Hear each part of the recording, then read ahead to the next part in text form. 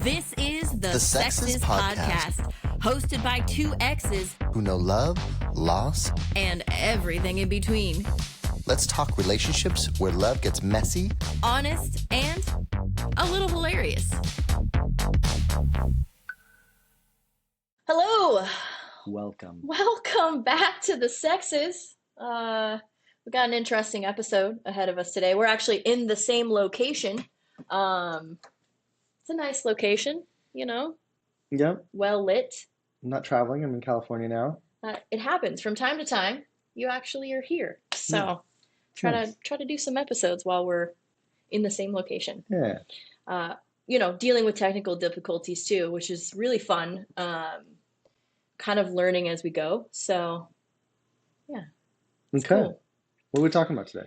This episode, we are going to talk about various definitions of relationship styles. So, polyamory, monogamy, ethical non-monogamy. We're going to go over some basic definitions of what those are. We get that question asked a lot. In fact, I went live on TikTok recently, and the number one question was, what's polyamory? So I think we owe it to our audience to kind of Hey, go over that. what is polyamory? Well, let me tell you. Polyamory. I like to preface this definition with polyamory can mean a lot of different things to different people. The definition fluctuates. I'm taking one from offline, and then I can tell you kind of what it means to me. So polyamory, it's a form of ethical non-monogamy that involves committed relationships between two or more people, typically romantic. Okay? So it's all about love, baby. Like that's what polyamory is the primary focus of. For me, it's meaning that I can love multiple people simultaneously, whether that's romantic or friendship or familial. All of that is wrapped up in my polyamory, but that's not always the case for everybody. Yeah, and I also think it doesn't have to be, when you say romantic, just to preface, I don't think it means to be sexual either. You know, it can be intimacy, it can be a relationship just off of friendship, like you mentioned, or just communication. It doesn't have to be sexual as well. Usually it tends to be that way because of the nature of it, but not always. Yeah, there's plenty of people that are in polyamorous relationships that are asexual, meaning that they don't engage in sexual activity, but their relationship is very much romantic and loving in nature. So it can include both sexual and non-sexual relationships and a variety of dynamics surrounding commitment and love. Common misconception with polyamory is that there's no commitment, right? You're just out there loving everybody and not giving a shit about commitment or settling down or whatever the more It's not the 60s. Yeah. We have definitions now. We do. We have a lot of terminology, actually. When I was looking up definitions, I realized that they could write entire books on terminology just associated with like polyamory, non-monogamy. Yeah. And there's still new terms all the time that like I'm learning and going, oh, I better look that up because I have no idea what that means. Yeah. We should talk a little bit also about our story and our genesis of polyamory, because why should people even listen to us about this stuff, right? Like, we're just two people talking to you guys about this stuff. Who are we? Why do we have any kind of authority or not authority on any of this stuff? The lived experience is going to be mostly what we're talking from here. I've also done a ton of reading. I'm a deep diver. When I am interested in something, I will scour the internet for all the resources. At the end of this episode, we will share some resources to get you started if you're just into it or you're just interested in learning more. But well, way more than me. I mean, I think I did when I first got into it, because I had never even heard the word polyamory. I had no idea what those, poly and amory even meant. So I had a deep dive, and this was like 12-ish, 11-ish years ago. So I don't check it out as much now because you're kind of still in the thick of polyamory. But maybe I should talk about a little bit about how I got into it, and that's a good segue for you. At the time, I was single, and an ex-girlfriend of mine had, who me and her had 3 different chapters, and this was our third chapter. We started to see each other, and it was just casual. And we both knew it was going to be casual. We both agreed on it. It was totally fine, and we were very comfortable with each other, anyways. And so she comes to me and she's like, "Hey, I really enjoy our time together, and I'm starting to like you more than just something casual." I'm like, Mm. "Okay, cool. We've done this road before." She's like, "Also, but there's a little asterisk there." I'm like, "Okay, what's that mean?" And she's like, "I am polyamorous." I was like, "Okay, cool." I had no idea what she meant. I had no clue what that. I was like, "Right." Well, I was like, "Okay, what? I don't know what that is." And so she goes on to tell me that she has a partner. That partner is married, and that partner is the one that got her into polyamory. And so she started to tell me a little bit about what it was, which is having multiple loving relationships with people. And that's What was your first like instinct? Like when she said that to you and she explained it, like what was your first reaction to something like that? um, I thought crazy, but also I thought coming from her, Mhm. I mean, she was like LA actress, the crystals in the rocks in the house, and sound, all the sound stuff she could do, like a Mhm. very like LA type of person. So it wasn't such a shock coming from her, Mm. Mhm. um, as far as like trying new things. She's always trying new things to broaden her mind, and this Yeah. was just one thing. But I had just never even heard the word. Growing up, I grew up Christian private schools, Christian household. Grandparents were Christian. Like that was monogamy, and that whole environment was what I was brought up in. Mm. And so hearing polyamory, first I didn't know what it meant. Second, I also didn't know the meaning of it, like what it Mm. really meant to be polyamorous. Does that mean just having multiple partners? Does that mean, you're just dating and doing whatever you want all the time? What does that mean? Does it mean just having a girlfriend or boyfriend or whoever, Mhm. and then you have, side pieces, or, situationships, or just constantly dating? I had no idea. So she said that to me, and it was shocking. I was like, okay, I need to know what Mm. this is. And I told her, um, this sounds interesting. I'm not sure if it's for me, because it sounds like a lot coming from someone who had been monogamous. I would think I was like 31 at the time. I'd been monogamous my whole life, and really had not stepped outside of the boundaries of even understanding other types of relationship structures. Mm. So I was like, I need to do some research and homework and go on YouTube and just binge and go down a rabbit hole of understanding what any of this means. And so I did. And it's funny, I came back to her with like all this polyamorous jargon and lingo. And she's Mhm. like, I don't even know what that means. I'm like, cool, great. Like compersion, I learned what that word means, which Mhm. is a fantastic word, which we may get into later. Um, and so, I kind of took a chance on it. I took a chance on the idea of expanding who I am, and how I want to be in relationships, whether it's monogamous Mhm. or open or poly, or all the other things out there. So I did that for like a year, and it was just an amazing experience because it taught me how to be such a great communicator. Mm. It taught me, I think, a lot of times in on the male side of things, we're not really good communicators. I think women are very cerebral and they're overthinkers Mhm. in a good way, and it makes women communicate like heavily. Yeah. Whereas men, we're the silent, strong types. We are the get out there and just do it, but we don't sit down and think, and then we don't communicate how we're thinking. Hmm. And when you're in a polyamorous relationship, you really have to do that. So I'm always a huge advocate for telling men, like, I know maybe polyamory is not for you, maybe open relationships aren't for you, but if if you can try it, you will learn a lot about yourself, so much, and you Mhm. will grow. And that growth will definitely spill over into monogamous relationships if that's the direction you want to get back into, because you will learn how to be a better communicator for your partner. Mm. You'll learn how to be a better communicator to yourself, so you can understand, okay, what do I like or don't like in this relationship, so that I can communicate that rather than keep it in and let it build and fester and bubble up, and then it explodes into something horrible. Mm. So, um, so yeah, I remember I had done that for a year. I started traveling a lot, and I was walking my dog Django in Dublin, in the largest park there in Dublin. I can't remember the name of it. And I get a phone call from you. Yeah. And we would talk all the time anyways. And it was funny because I remember thinking she could have just texted me. I don't know why she needs to call me. Mhm. And I'll let you.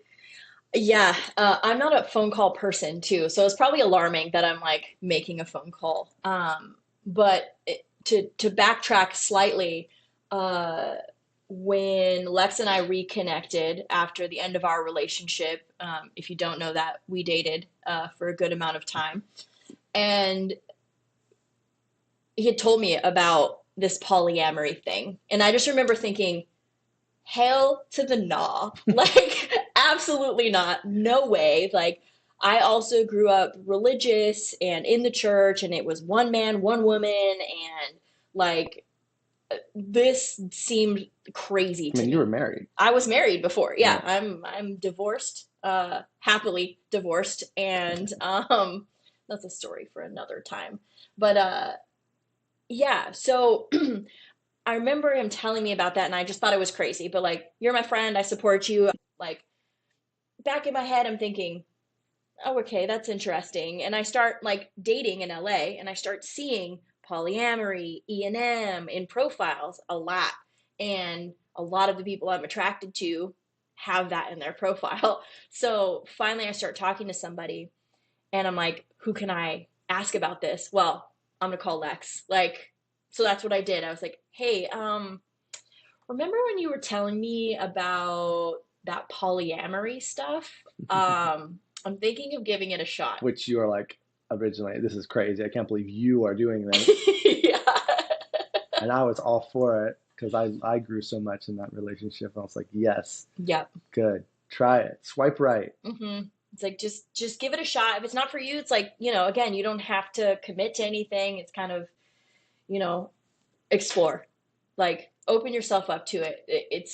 It was the right time in my life as well. I think I was just like trying to find myself, and I moved out to LA to be an actor and met this married man. So he had a wife, and on the profile, like, I have a wife, and I'm like, obviously he's cheating. Like, clearly this person is cheating on their wife, and they're going to use me to do that. But it was nothing like that.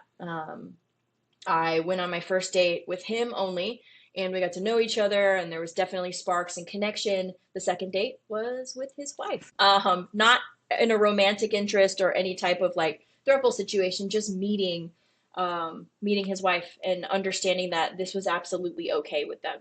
And that was, let me tell you, that was something else, to be sitting across from somebody's spouse and holding their husband's hand and like talking about stuff. Like, I just remember it being so surreal. Like, we're sitting at this Asian food restaurant, and I'm just like, I can barely eat. I'm so nervous, and I'm just trying to like be present and kind and nice, and like, he like went to put his arm around me at one point, and I Flinched. like oh, don't do that in front of your partner.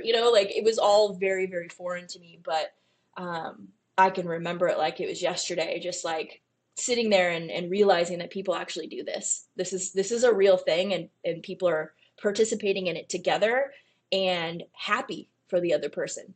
Like Lex mentioned, compersion, and that's a big thing in this community, is like feeling happiness for seeing your partner happy, Yeah. even if it doesn't involve you. I would say it's the love that you feel for someone else being in love. Yes, yeah.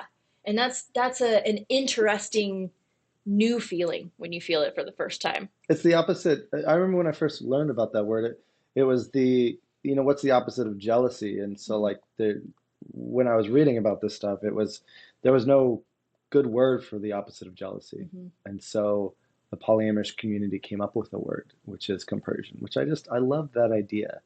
I loved I loved I loved that word of compersion Mm-hmm. because like it's like you seeing your best friend being in love with their partner, and you still love them just as much. Mm-hmm.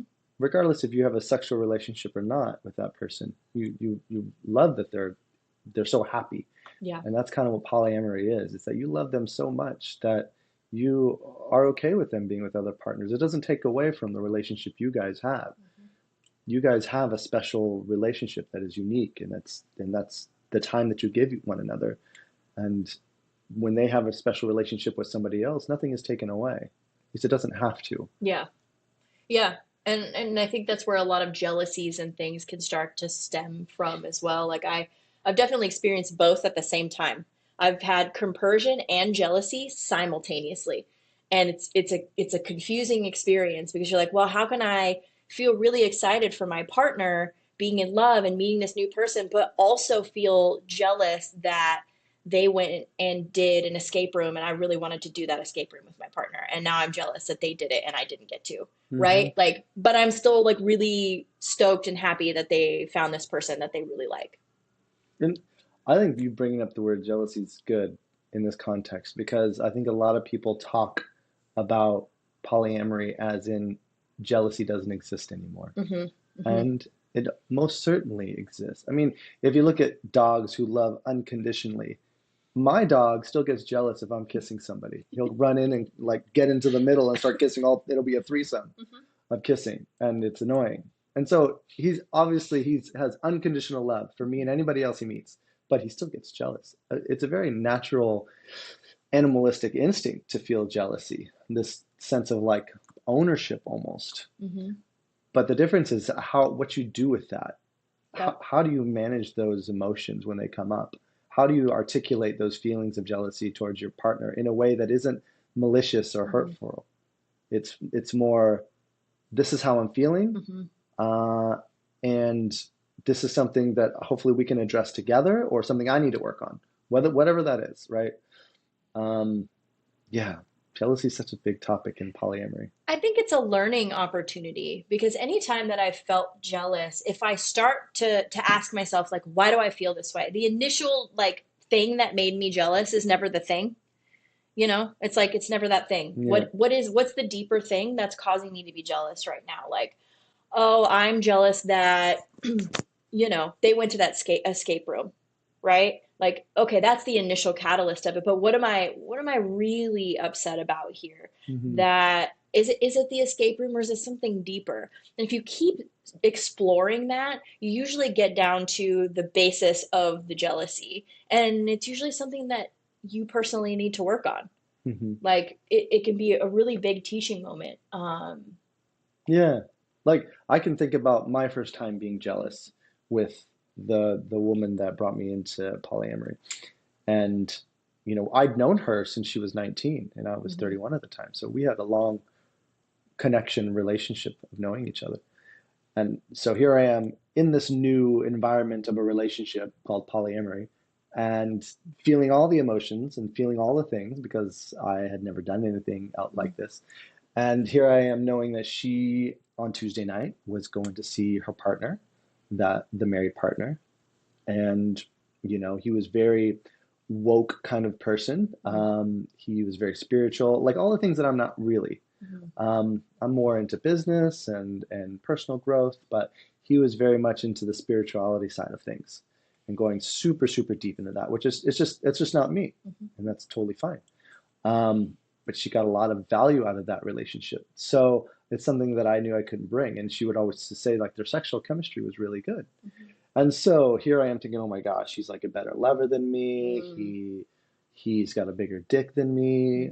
And so then I have to think, okay, well, does does my partner say anything like, am I a horrible lover when we're together? Does she Right. say anything about that? No. Does she say anything about my penis size Mhm. or that it's too small? I Mhm. mean, no. So what am I jealous about? When we're together, those aren't issues. Mhm. Mhm. So I'm manifesting this jealousy out of nothing. Even if those things are true, if he is a better lover and he does have a bigger dick than me or does make more money, does it affect my relationship with my partner? Mhm. No. I can let it affect it by being jealous and then causing drama and doing all the things that make a relationship horrible. But these are things that I'm internalizing. These are things that are my issues I have to deal with. And until it's something where that it's a we problem, then it's really just a me problem. Mm-hmm. And then I need to squash the jealousy. I'm like, everything is fine. It's just me. Like, as long as our relationship is great, that's it. We're good. And then I had to, obviously that took some time I had to learn those emotions and how to Mm-hmm. control them. But that was like my first time of jealousy. And yeah, it was a lot. I remember feeling very Mm. anxious and like didn't sleep that night and then wanting to text her like 6 a.m. and I know she doesn't get up till 10 and I'm like, how did it go? What happened? I need to know everything. Mm-hmm. Um, but yeah. It can be, yeah, it's a learning experience. But I want to be clear too that jealousy happens in all forms of relationships. Um, I've had jealousy with friendships, even. Like, I don't know if you've ever experienced this, but um, your best friend is becoming what appears to be closer with somebody new, and you're like, oh, I'm gonna lose my best friend. Like, we're best friends. Like, nobody else can be her best friend. Like, I hate that. Like, I don't want anybody to like dethrone my position. And I've had those kinds of jealousies with friends in the past where I'm like, like they're not gonna take my spot. But when I look at it, my friend's not making me feel that way. She's not doing anything, or he's not doing anything to create this emotion. They're not comparing our friendships or saying no to me and yes to them. Like, there's no evidence. What I try to do when I start to get jealous or I have like these spirals is like, what evidence do I have that these things are actually true?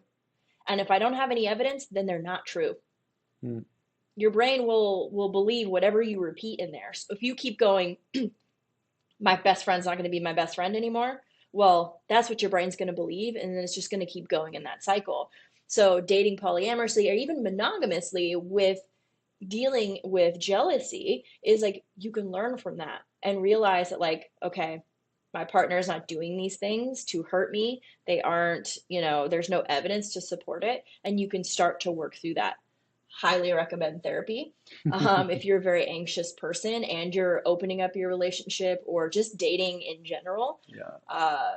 boy, therapy can help. If you find yourself in anxious spirals, they can give you the tools to start to think through that kind of stuff so that you don't sabotage your relationships, do self-reflection that ends up hurting yourself. Like, you want to stay on top of that kind of stuff, because open lifestyles, polyamory, E&M, they're going to push that button if it's there for you. If you have a jealousy button that gets pushed really easy, it's going to challenge that for sure. 100%. Yeah, yeah. People say it all the time, right? I don't know if you probably get this as well, where it's like, I Hmm. could never do that. I'm so jealous. I'm like, well, you think you're more jealous than I am? Then I get competitive. Like, oh, let me outline all the different ways that I'm jealous and I still participate in open relationships and polyamory. I love that question though, because I'm like, what are you jealous of exactly? Mm-hmm. Because then it's about them. Yep. It's their issue of jealousy. And so I could never imagine my partner being with somebody else. I'm like, well, why not? Mm-hmm. Like, do you like let's take time for instance. I always like to use time and references to stuff like this. Like, if your partner goes to work all day and you don't know what they're doing for those 8 hours of the day, Mm-hmm. they're doing whatever they're doing at work, right? And let's just say hypothetically that they go and they are meeting with a partner and they have sex and it's great, and then they come back to you and nothing has changed in your relationship. Mm-mm. They're still attentive. They don't look at their phone. They listen. They communicate very well with you. They give you stability and support and all the emotional things you need. But yet, during their work hours, they did have sex with a partner. So what has changed Mm-hmm. in your relationship? It's knowing. That's all. Mm-hmm. Now you just know. So you're jealous of knowing now. That whole argument always is funny to me because it's like, why not? Yeah. Why not just try it and see? Yeah.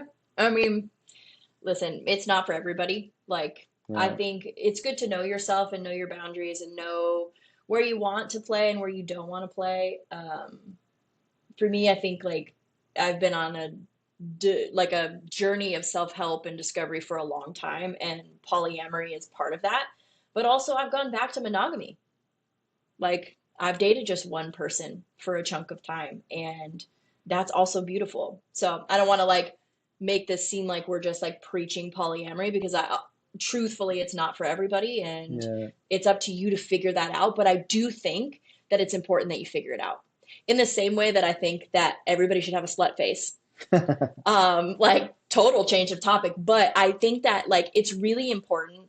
Obviously, if you're religious and this goes against your belief system, like don't do it, maybe. But for the rest of us who don't have like strict boundaries on what they should and shouldn't do with their bodies, have a slut face, try out polyamory. Like figure that out for yourself, because this predetermined everybody does monogamy thing that a lot of us grow up with doesn't necessarily fit who we are or who we are becoming either, or the relationships we're in. So I do encourage people to just try Yeah, I mean, if they're interested. people getting divorced more and more. And I don't want to necessarily go down that road, but it's Yeah. like, it says something, I don't know. Try it all so you really know. And the thing is, they say you change every decade, right? So it's Mm, like you're always going to be growing and changing and evolving. So it doesn't mean that, in this decade you're monogamous and the next decade you want to try something else. But I think one of the big differences about men and women, especially, is that women, they are trying a lot more. They're trying different things more often, mm, where men really get stuck in their ways, and women will go to men a lot and be like, I want you to do these things. I've grown so much, and mhm, I want to do these things with you. And guys will be like, well, I'm still the same guy that you married. mhm, And that's the problem, is that they haven't grown together mm. at the same pace.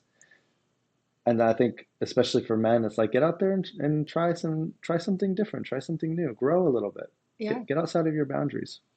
I think that's a huge thing in being in a relationship, in any relationship style, is that the thing that you need to be aware of is that change happens, right? Like change is going to happen, and sometimes you're going to have to re-fall in love with someone over and over again in their new iterations and their new versions.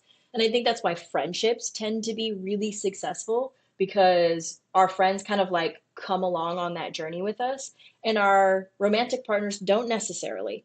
Like one person changes a whole bunch and the other one stays the same, like you were talking about. Then there's this huge divide of like, I've changed this much. Now I want you to come meet me where I'm at. And they don't want to. Yeah. What do you do with that? Like that's in monogamy in particular, that's going to be a really hard struggle for the person who's grown and the person who hasn't grown and changed. Like, you married me, this is how I am. Like, you should love me this way forever. And that's just not really how it works. The thing is what works best for you. Yep. And like personally for me, I'm not polyamorous at this point in my life.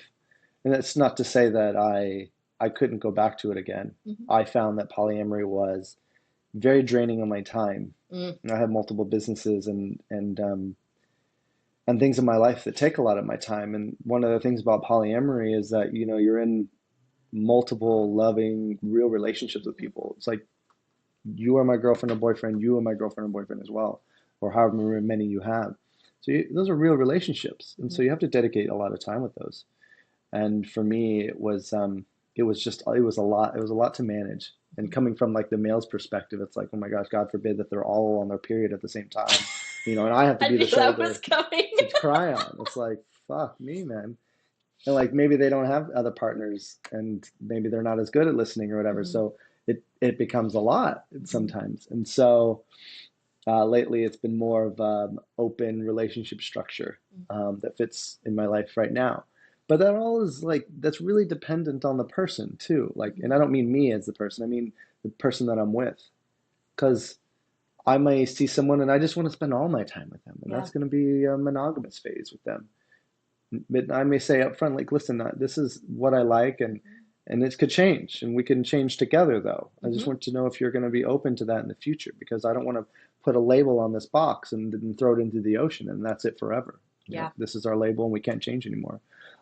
communication is key. Like communication is key. Like the one we haven't talked so much about communication, but like it's just the biggest part of everything. Yeah. Anything, relationships, friendships, your boss, Mm-hmm. anything, right? Communication is so key. So it's like really communicating with your partner on not just now, but like you're also investing in a future with this person Yep. too. You're making an investment and hoping you get a return 15, 20, 40 years from now, and that return is going to be fruitful, Mm-hmm. which is fruitful is like, you're still together, you're still happily in love or whatever. So communicate all the potential scenarios out the gate, because Mm-hmm. you don't want to get stuck with like this, which what Monroe was talking about, where, one's growing and one's not, and then Yep. you have to end it. When you had something good, it just needed to be communicated better. Yeah. Yeah. And I think like the communication part of it is only as effective as someone's ability to comprehend. So I've been in relationships where I've been a really great communicator, but my partner couldn't comprehend it. They couldn't take it in. So even though I'm communicating everything I need, exactly how I need it, outlining everything, they can't they can't comprehend it. Uh, they can't get there with it. So they're hearing me and they're listening and they're nodding and they're affirming, but when it comes down to it, they don't actually truly comprehend what I'm saying. So Yes. those types of relationships, you're just shaking each other, just like, I just need you to understand. And they're like, I understand, but they don't, right? Like, not really. And so there's communication and there's comprehension of that communication and figuring out how to make sure that, like, when you tell somebody something, that they understand it Yeah. and hear you the Oh my right way. God. I mean, that was the biggest issue with like my last two relationships. I was dating a Spanish girl, and we first date both talked about wanting open relationships. She was Mm-hmm. super into girls. Mm-hmm. Awesome, cool. Me too. And so uh, we're like, Likewise. great, we can do it. We can be open. And as we continued to be monogamous, kind of in the beginning, just because we were traveling together, and it's hard to be open when you're traveling, when you're so closely traveling together for months at a time. Mm-hmm. But then when there's opportunities to be in separate apartments or separate countries, there was always rules of, okay, well, we're open, but you can't do it like this. Mm-hmm. Only on certain days of the week.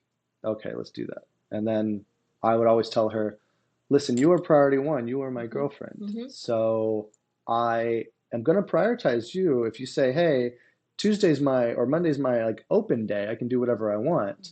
Mm-hmm. And you call me and say, hey, I really want to go to this thing Monday night. I'm going to cancel any other plans if I have anything with anybody else and make you the priority. And miraculously, she would do this every week, Every Monday. every Monday, and like I think I had like Thursdays as well. Like Yeah. the rules, like that's the thing. In open, poly, anything, you create your kind of your rules of the relationship, right? And so in our open relationship, these are the rules that made her feel comfortable, and I Mm-hmm. was completely fine with that. But yet she kept on breaking the rules that she was creating Mm-hmm. because she ultimately didn't want me to be open. Yeah. She wanted me to be open on her terms.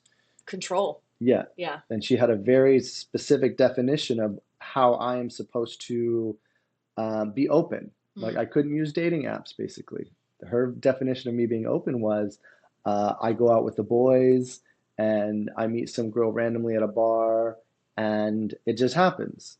And I told her, well, when would that happen? I mean, I don't go out to bars and clubs like that anymore. Yeah. Like maybe in my 20s, Mm. but not I'm 42 now. Like I don't do that as much anymore. Maybe Mm-hmm. when I'm in Europe, but even when I'm doing that, I'm having fun with friends. I'm Yeah, not you're trying to with hit on people. anybody. Mm-hmm. Mm-hmm.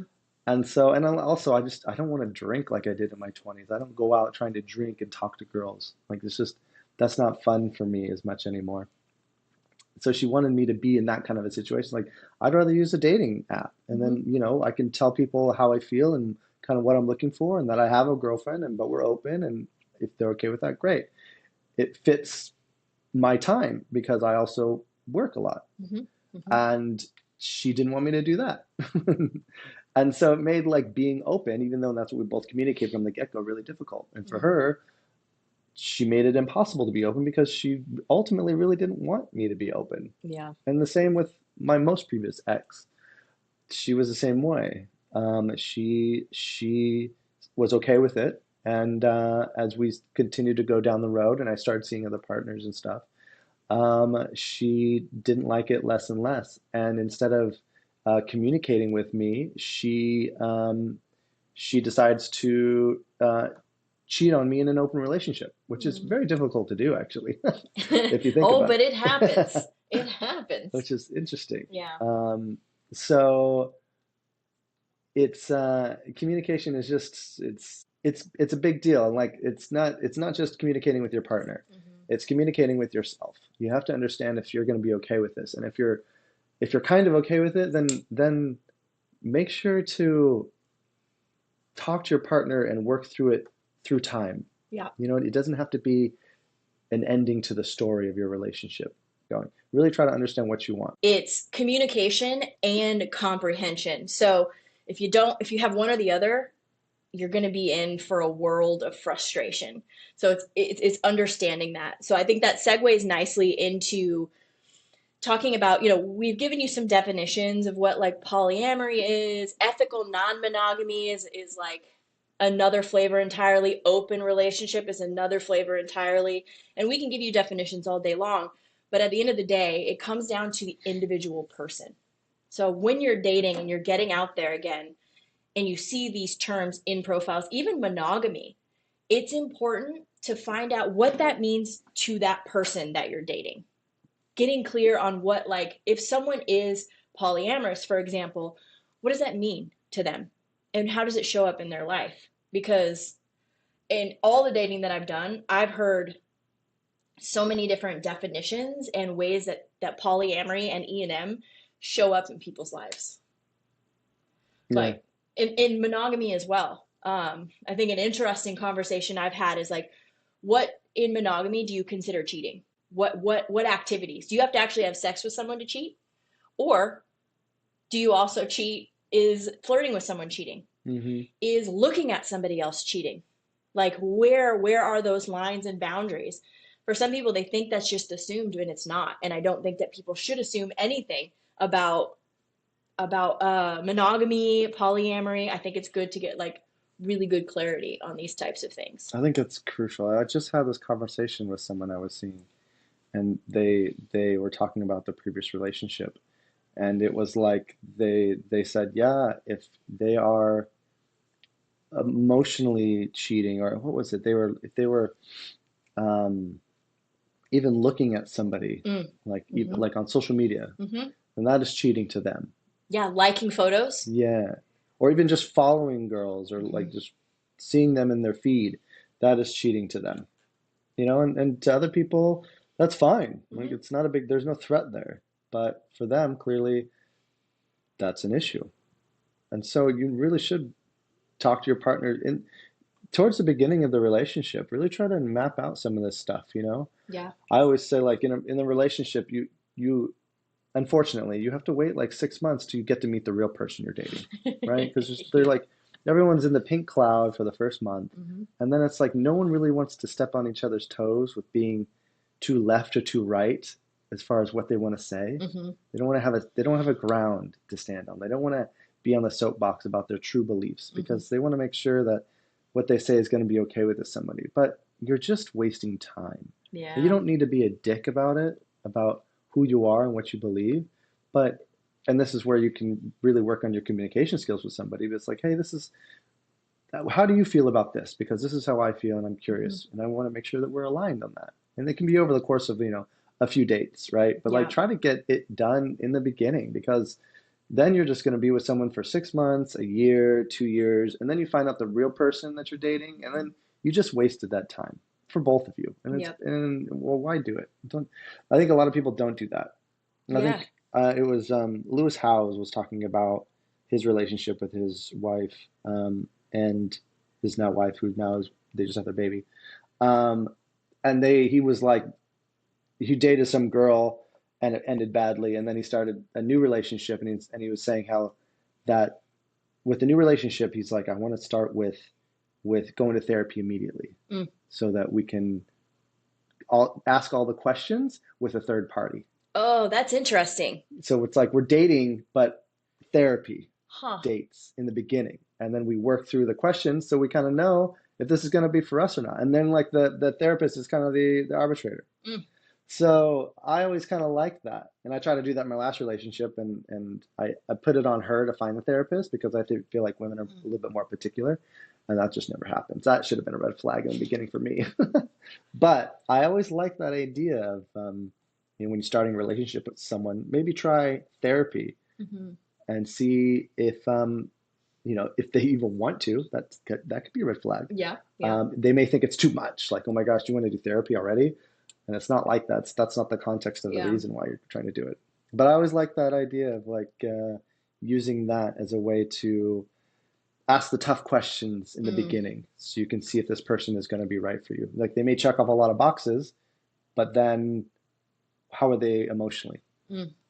So It's an interesting thing. There's a therapist that I follow on TikTok whose name escapes me right now, and it sucks because I want to give him all the credit. But he was going over like 10 things to live through with your partner before moving in together, and it's like really basic things. Like what is like one of the items was what is the shelf life of leftovers in the fridge? Like if you leave those leftovers in there for 2 days, can I then eat them? Or would you just prefer that I never touch your leftovers at all? And like that sounds like a stupid thing to think about, but it's not. Think about the fights you've had in your relationships that are around little things like this, and getting to know those pieces can be really difficult. I mean, obviously you're not going to do that in the first couple of dates, but like it's important to have conversations with these people that you're dating early and often, even over stupid shit, I agree. even over just like, you know, uh, I like one of my big ones is I'm not a cuddle me to sleep person. When it's time to go to bed, it's time to go to bed. I don't want your body on me. I don't want you touching me. Like, I don't want to snuggle while we're sleeping. I'm here to sleep. Like, Yeah, yeah. my bed is my dungeon. Like, I have all the light blocked out. It's cold in there. There's a fan in my face. Like, this is how I operate. And for partners that need to be cuddled to sleep, we don't mesh Yeah.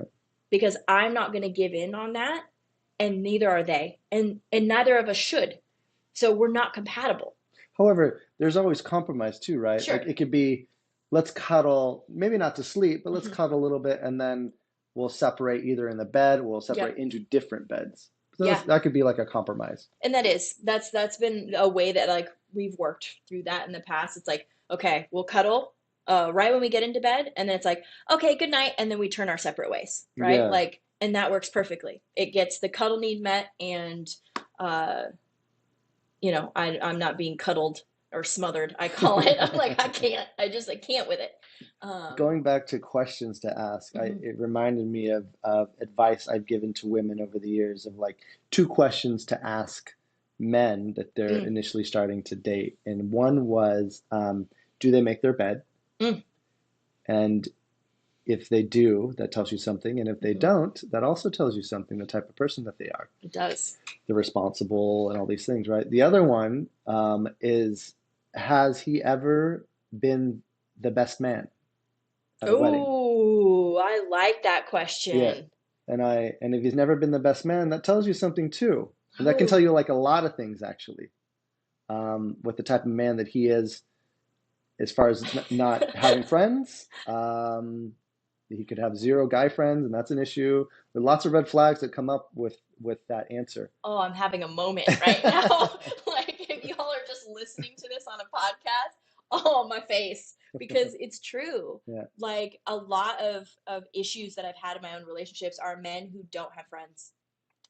And if you've never been a best man or you don't have a close group of friends, like, that's so tasking on your relationship. And it does say something about you. You Hmm. might be the nicest person in the world, but it's like, why don't you have any friends? Hmm. Why are you not investing in other people? Yeah. Like building community, it's a really really tough thing, and really something you need to know going into it. Some people would prefer that. I've talked to plenty of women who are like, I don't want him hanging out with his guy friends. Like, no, thank you. Hard pass. He gets into trouble. So they want a guy that doesn't have any friends. So that's not me. Yeah. Yeah, I mean, I think if he has friends, I mean, if he doesn't have friends, then Mm, he likely will cling to your guys' relationship. yes. And then it's like the puppy dog syndrome or whatever, golden retriever syndrome or whatever it is. Um, and then it's smothering in other Mm, areas of the relationship. And then there's no personal growth of him having his own friends and yep. kind of stepping outside the boundary of the relationship so you guys can come in and talk about your days together. You know, this Hmm. is what I did with my boys today or my friends today or whatever. But I think is important. Even if you work with your spouse on a day-to-day basis, you need to have that time separated. Yeah. Oh, absolutely. I think like, I mean, this, we could go on a whole tangent on like the importance of community and friendship and family and things outside of your relationship. But Yeah. yeah, asking those questions is paramount. Yeah. Absolutely paramount. Going back forward again now to what you were saying about being in smothering in the bed and stuff. Hmm. My most recent ex, she was a very, very light sleeper. I'm Mm, talking pin drop.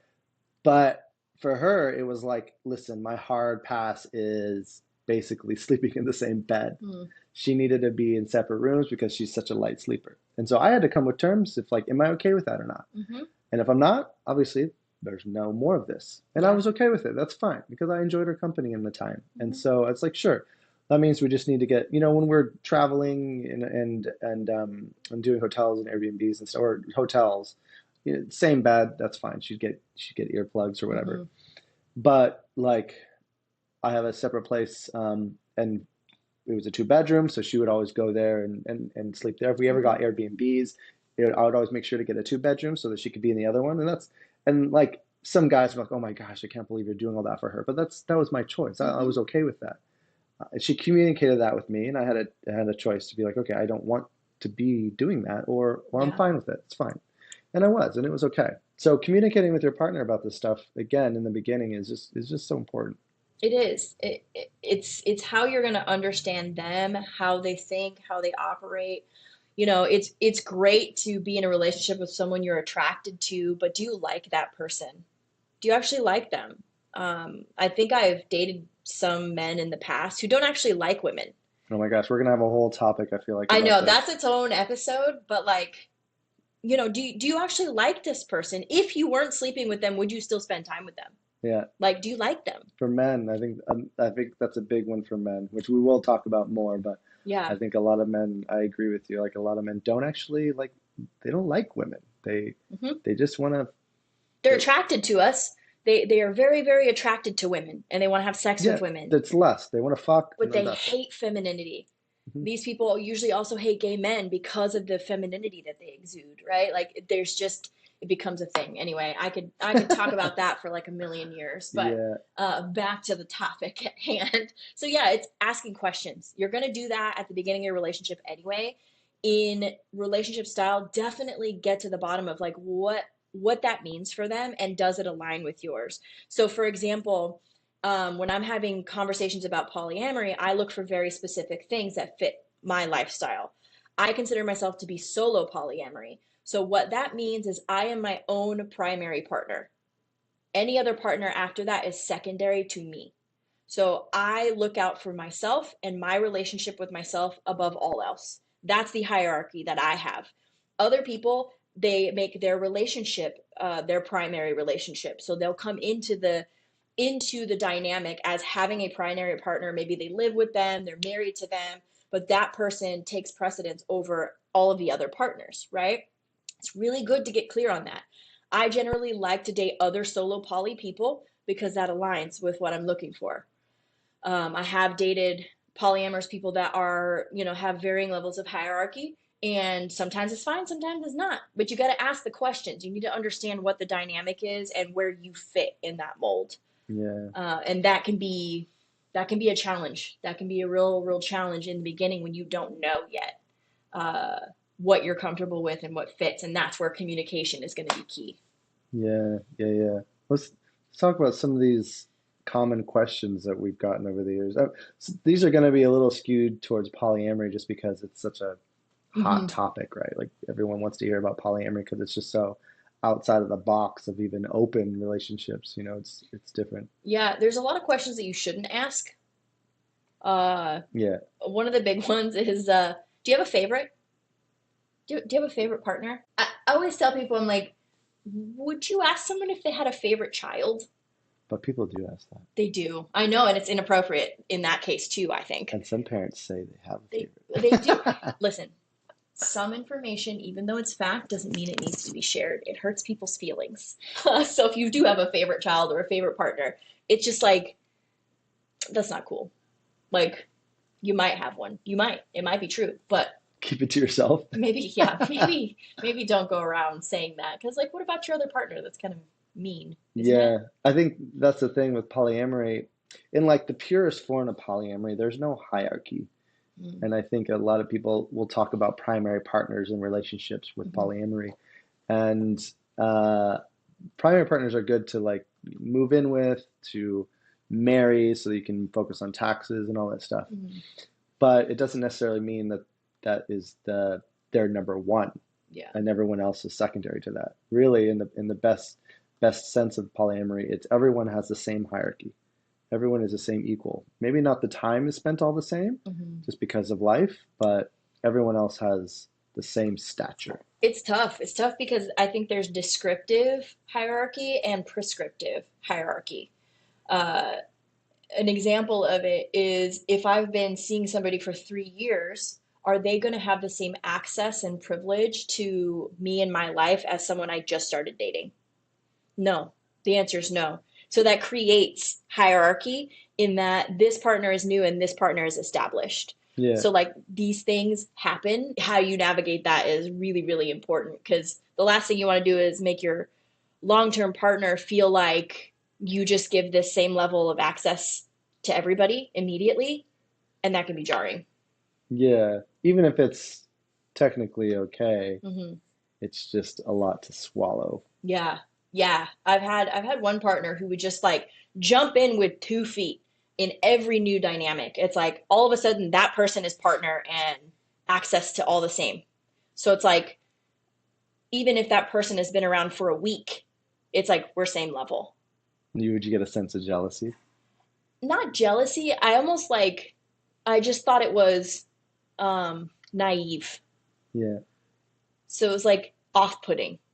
I don't think I was jealous of the access. It was just kind of off-putting. Like I don't give friends that level of access to me until I know that like they can be trusted and like I've vetted them more. kind of they deserve it. Yeah, yeah. And so for me it was like, I don't like it. Yeah, But it's communicating that too. It's being like, this is how I feel. Uh, this is the feeling that comes up for me, and being able to name that is important. yeah. Another common question you shouldn't ask is like, how's the sex? And do you guys all have sex together? Do you ask your monogamous friends how their sex is? Like, Like, maybe you do. If you do, then like by all means ask that question. I think, yeah, that one. I think that the sex together thing, I've gotten a lot in the past. Mhm. It's like, oh, so does like if I have two partners, right? Mm, And then they have partners. I'm like, oh, well, so let's just say that's like five people. mhm. So you guys are all having like orgies all the time? I'm like, no, I've No. actually never met their partners, which is also okay too. Sometimes Yeah. you want to meet them. Sometimes you all can go out to dinner. Hmm. Monroe had a birthday party and she had three of her partners there. Hmm. And that was a lot a time for you. I remember. Yeah. I got the picture, but she Yeah. didn't think she was gonna get, but I Yeah. got it. Lex is like, I'll take this picture. So It's my like, pride and joy now. Even yeah, though none of us are together anymore, it's still like, it was like one of those moments where like my friends realize that I'm actually am polyamorous and everybody is in the know and not like freaking out about it. yeah. But like, it's rare.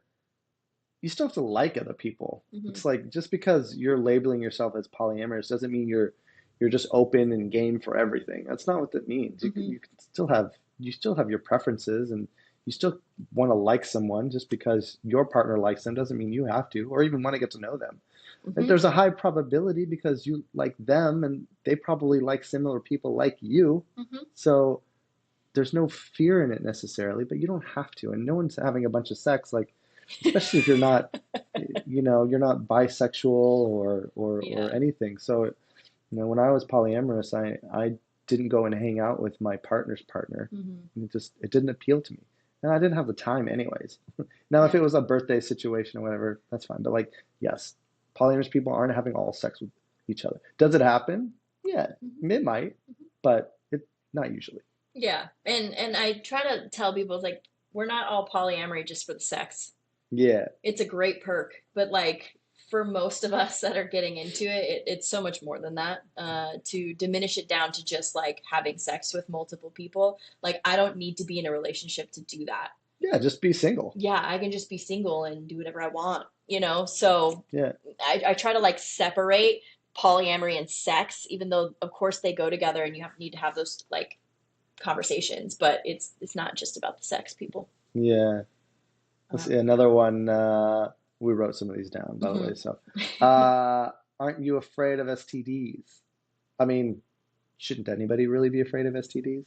I mean, be careful Yeah, always, use regardless. protection, have these conversations. Like, I can't tell you how many times I've talked to somebody and I was like, when's the last time you were tested? And they can't give me an answer. And Yeah, I'm like, weren't you just telling me about like the sex party that you went to? And like, you have all these partners, you don't ever get tested. Like, for me, that's a hard stop. Like, yeah, if you aren't taking care of your own health, how can I trust you to take care of mine? yeah. It's important. I had to get tested because my partner was at the time, well, she was someone I was seeing, Mm-hmm. not a partner, but she was starting OnlyFans, and so she was going on an all girls trip to a different country, and they needed to know that I was safe, and I Mm-hmm. totally got it. So I went and got tested. Everything was fine. It doesn't need to be a scary thing. It doesn't. Just it should be for your own knowledge, but also for the safety of your partners that you're with too. Take care of yourself and the people you're with by knowing your status always. And it's very simple. There are places you can get tested for free. Most insurances cover it. So know Yeah, your status. it's cheap in Europe. I mean, I'm in Europe a lot of the time, and like they're all over the place because people have way more sex in Europe than they do in the States. So they make sure everyone's getting tested. And we said STDs, but I think we should be saying STIs, right? STIs, STDs, STIs. Uh, I think it's important that you have to have these conversations in early and often. Yeah. Early and often. Know your status. For the love of God, use protection. All right. Unless you know your status and you guys have talked about this before, I never recommend fluid bonding when you're in open relationships or What's fluid bonding? fluid bonding is when you, Neophyte. yeah, when you actually mix fluids. It's exactly what you think. So, I love that kind penis of and stuff. vagina, vagina and Yeah. vagina, dick and ass, like all the things. If you're not using protection to prevent the skin on skin contact, that's fluid bonding. And that is your highest chance of getting an STD. So, be aware of that. Also, I'm a big fan of vasectomies. So, take care of that. Use protection, Yikes. all of the things. Vasectomies. I love a partner that's already taking care of that, and then I don't have to think about it. It's great. Oh, Um, one day but maybe. yeah, that's a whole other episode and conversation to have. Like that, children, how to manage that. I'm not going to get into it. I'm not a mother. I don't plan to be a mother, so it's going to be a tough call for me to talk about that one. So, don't you want to settle down eventually? This is another Yeah. question. Oh, I'm settled.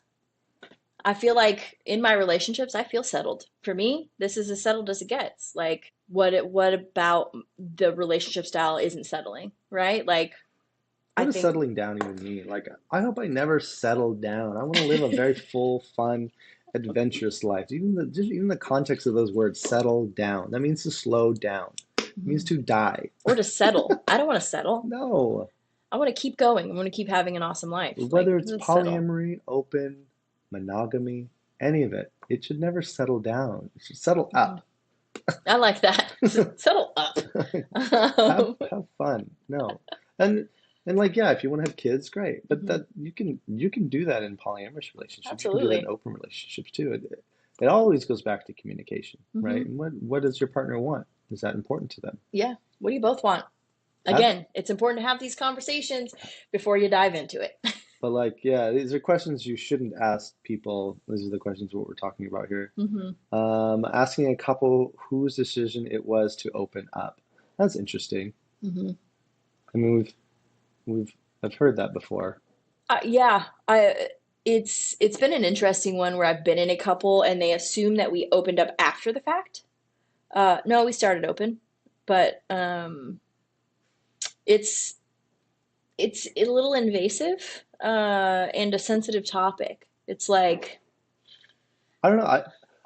I, I don't know. I feel torn on that one because, mm, like, if you don't, like, if it's a couple that's been together for a while, mm, and whether they're married or they've just been together, and you find out that the man wants to be open,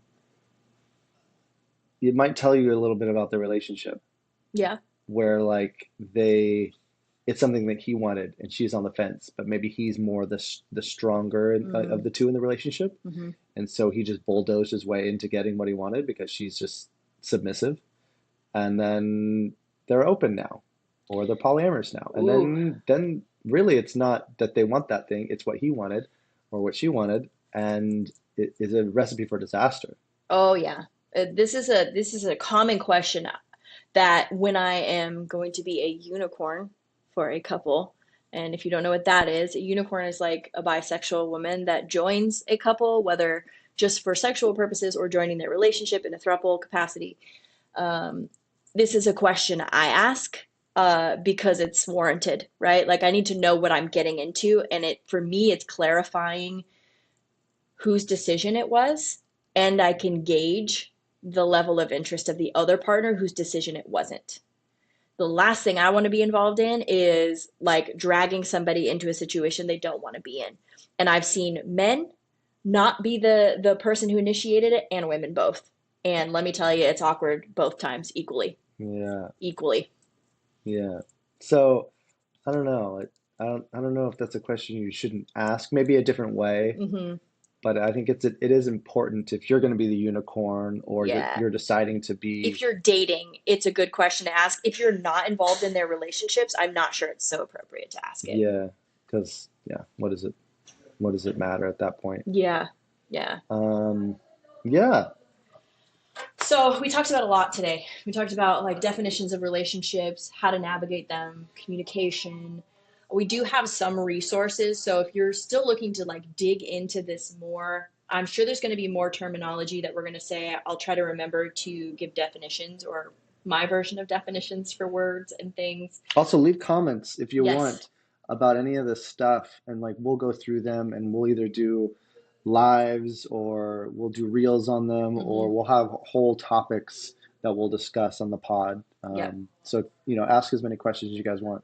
Absolutely. The conversation is open. So definitely put your thoughts and comments and questions in the comment area. A couple of resources that I've found really valuable in my journey um, is a book called Ethical Slut by Janet Hardy.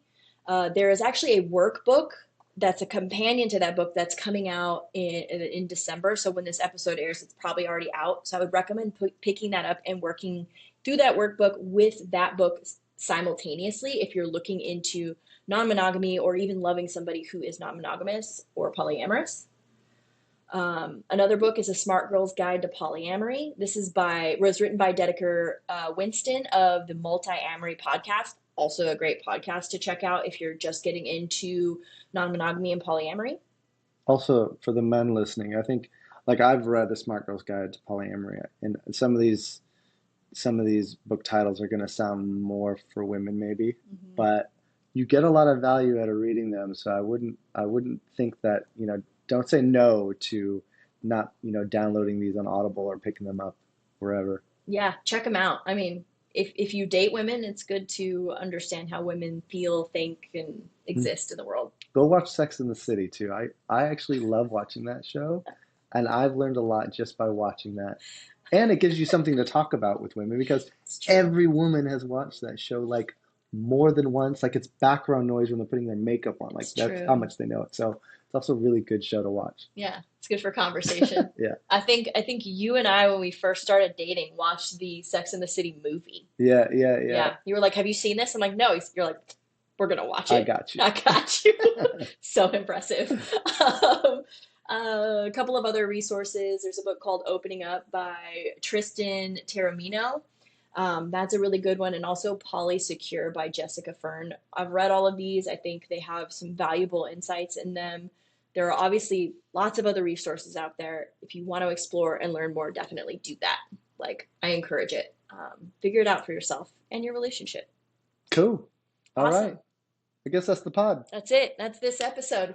Yay! All right. All right, you guys. We'll see you soon. Peace. That's it for today's episode. Subscribe, rate, and review wherever you're listening, and follow us on socials for more real talk off the mic. You can also visit us online at thesexistpodcast.com to submit your stories and questions. Keep exploring love, dating, and everything in between.